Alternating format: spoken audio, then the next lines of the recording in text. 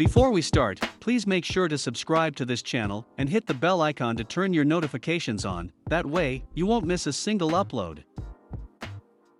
The Jeep brand moves towards offering only an electrified SUV portfolio in Germany, France, Belgium, Netherlands, Nordic countries and Portugal with new hybrid versions of Compass and Renegade by the end of this year. The introduction of these new hybrid versions offers customers a new point of entry into the electrified Jeep range when they arrive on the market in March. These new models join the successful plug-in hybrid 4xe versions, which currently account for more than 25% of the brand's total sales in Europe. In markets such as France, Jeep 4xe models reached more than 50% of total sales, while in Italy, the largest Jeep brand market in Europe, Jeep was the leading brand in the LEV market, including battery electric vehicles and plug-in hybrids.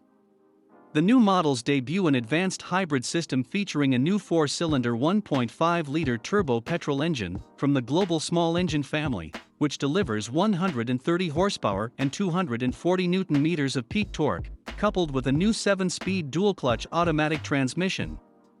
The propulsion system includes a built-in 48-volt 20-horsepower electric motor delivering 55 Nm of torque equivalent to 135 Nm at gearbox input level, which can propel the wheels even when the internal combustion engine is turned off. The new versions offer up to 15% lower consumption and CO2 emissions than the previous petrol models. Courtesy of the new hybrid technology, the Jeep Renegade and Compass e-hybrid models offer a new alternative in the two-wheel drive segment. Customers can keep their driving habits intact and enjoy an authentic hybrid driving experience, with full electric propulsion available at startup, when traveling at low speeds, cruising and in parking maneuvers.